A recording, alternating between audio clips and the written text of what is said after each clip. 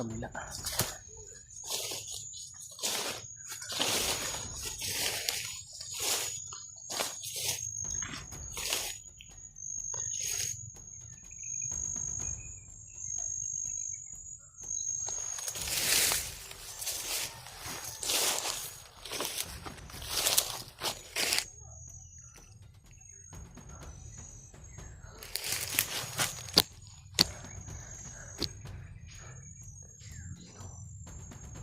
Sa unahan. May mga kasama pala dito na parang papaakyat. May mga busis kasi ng mga motor. Naririnig ko.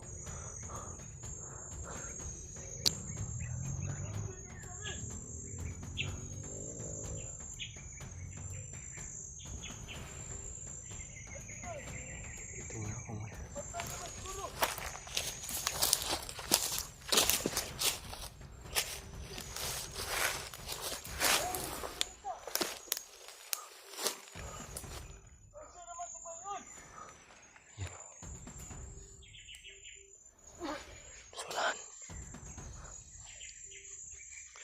Ano sa ano? Yan. May dalang pagkahoy.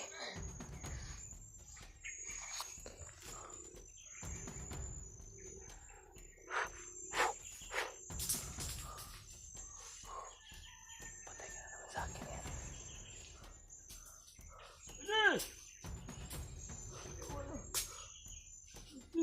Sundan natin to. Susundan ko.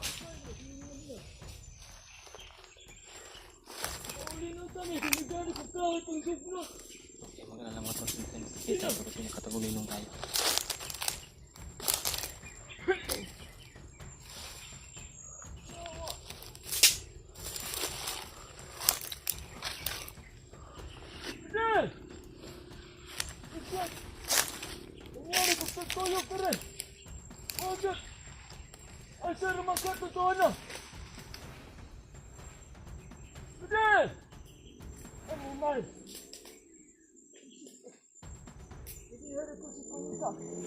Dito bilog-bilog ko subol, dito gilas kay kanal. Ang pagkidiyaan.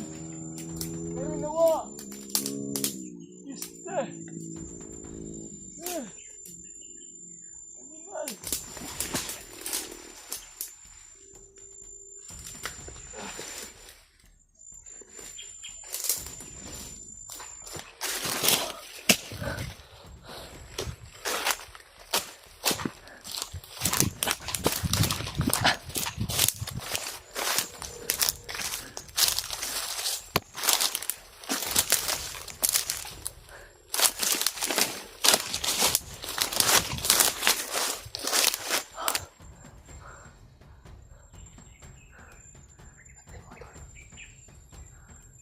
Talagang gamit ako ng paraan ngayon, diskarte na para hindi ako ma-imnig ng kanyang makasama na silent kill talaga yung gamitin ko.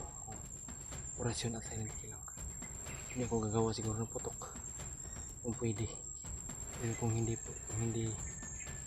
naman magpapilitan tayo ay paputok tayo. Sobrang dami talaga dito, parang nagkalat-kalat yung mga bandido dito banda. Parang ito talaga yung daanan patungo doon sa kabilang area, sa kabilang mga kasamahan nila. Kasi kakaiba talaga yung pakiramdam ko dito mga tol. Sobrang init ng katawan ko at lumabas na po yung mga pawis ko ngayon. Ang aga-aga pa, pero hindi to normal. Naramdaman ko sa katawan ko. Sobrang init talaga ng naramdaman ko. Yan, nandito ako ngayon kung saan ay patungo ako doon sa kinaroroonan kung saan yung asawa ni Brad Seward. So yun po mga tol, pakishare po itong video sa mga kasamahan ko para makita nila. Parang may palapit naman dito.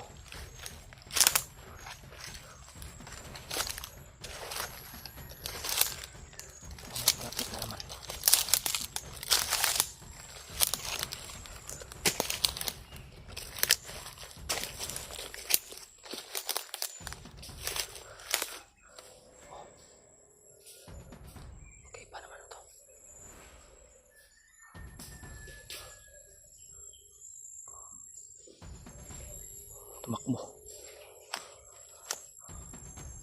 Okay, patungo.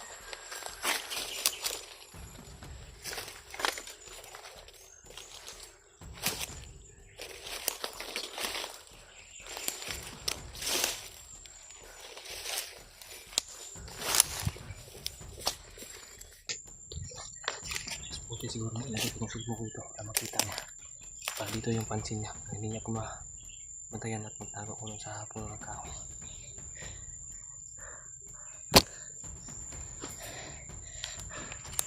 Lapitan niya yung cellphone ko.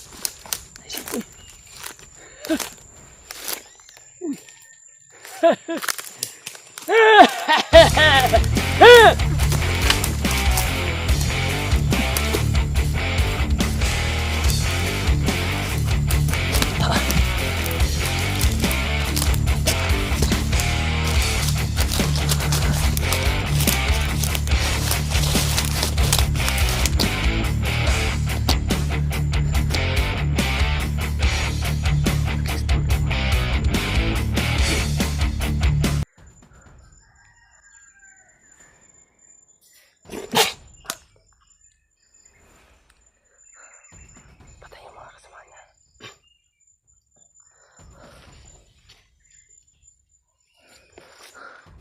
Dito ko. Buti hindi nakabantay yung ibang kasamaan na talagang ito na talaga yung daan mga tol. Patungo doon sa naroroonan ng asawa ni Bagsiwan. Nagaramdam ko dito para may kabilang bundok na naman yan sa unahan. Yan siguro ako dadaan para magtungo doon sa pinaroroonan kung saan. Sana man lang talaga ay maabutan ko yung kung saan dinala yung mag-ina, yung asawa ni Bagsiwan.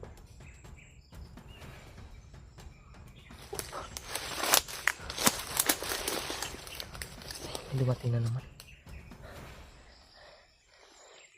Yan po mga tao. Sa baba. Sa baba po.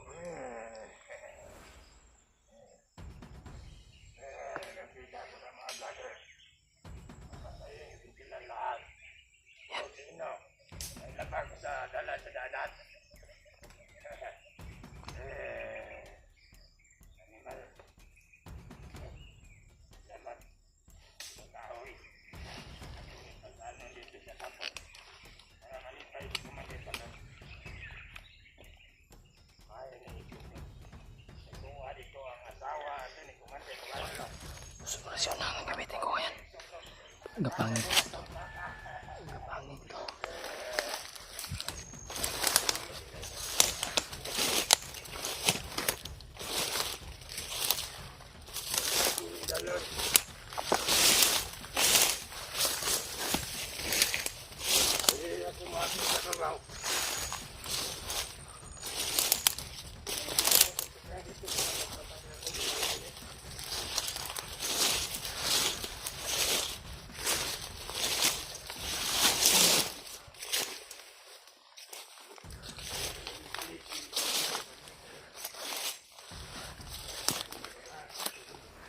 Bakit talaga sa doon sa kabila?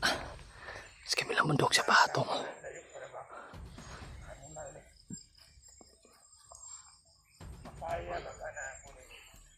Patungo siya doon sa kabilang bundok.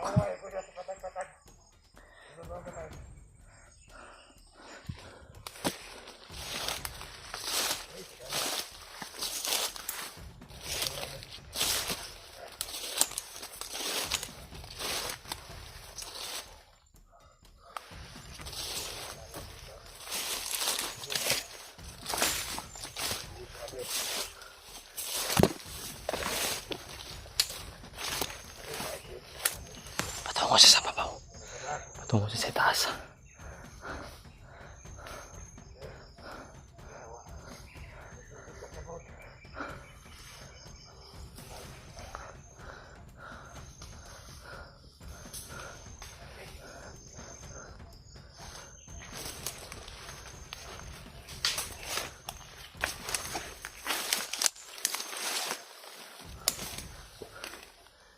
Sana, Panginoon, gabayan mo kami palagi. Sana ito na yung daan na makita ko yung asawa ni Banjiward. Para malaman ni Banjiward kung saan siya ngayon. Kung makita niya itong video, share niyo po ito sa kanya. Kung nagpapahinga pa siya doon sa kinaroroonan ni Banjiward, i-share niyo po itong video. Pakisabi po na patungo po ako doon sa kinaroroonan ng kanyang asawa, kasi may narinig ako na mga impormasyon na hawak talaga ng mga kabilang grupo yung asawa ni Banjiward sa kabilang area. So yun po, abot yung po sa kanya.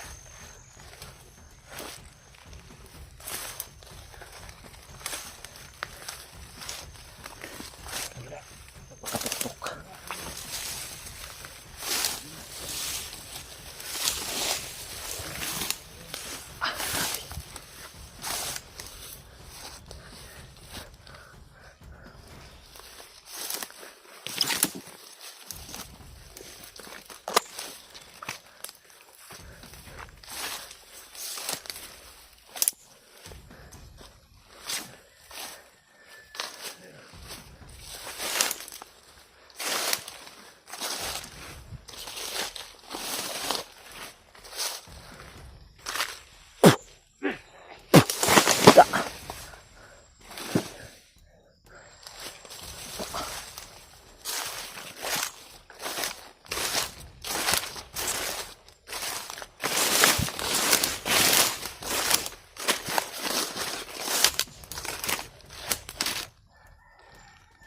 Pinagtataka ko po mga tol, bakit sobrang layo-layo ng mga kasamaan nila.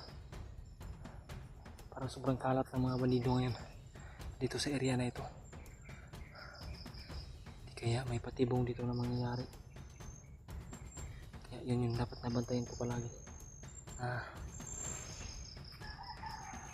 Palagi para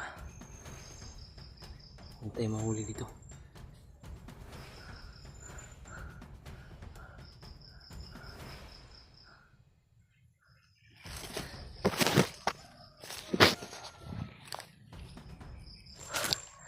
Tataka ko.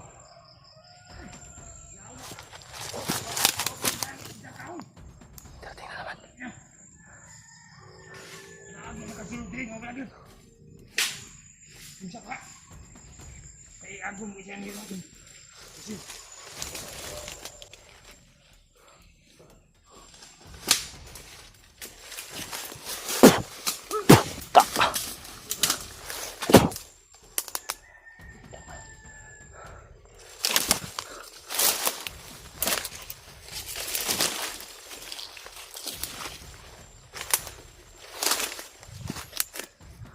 Balik na liog mo.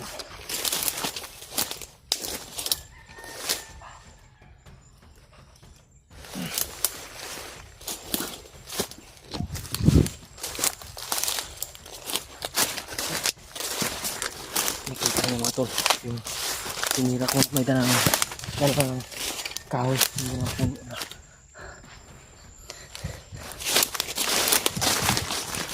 Baba.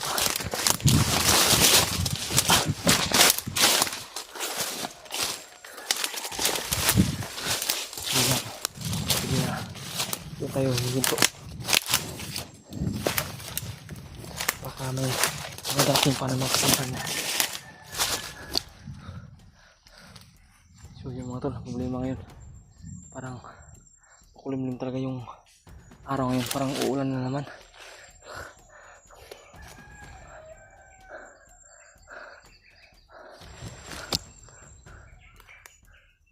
Grabe, may naramdaman na naman ako.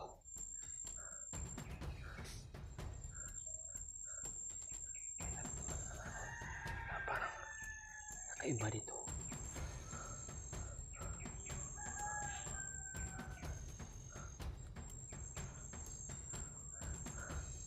Talagang mapakahirap mga tol na maging mag-isa ka kasi wala kang kakampi ba, malayo yung mga kasamahan mo. Kahit napapagod na ako, pilit-pilit kong lalaban pa rin, papatayin ko pa rin bandido na masagupa ko mga tol. Dito talaga ako ngayon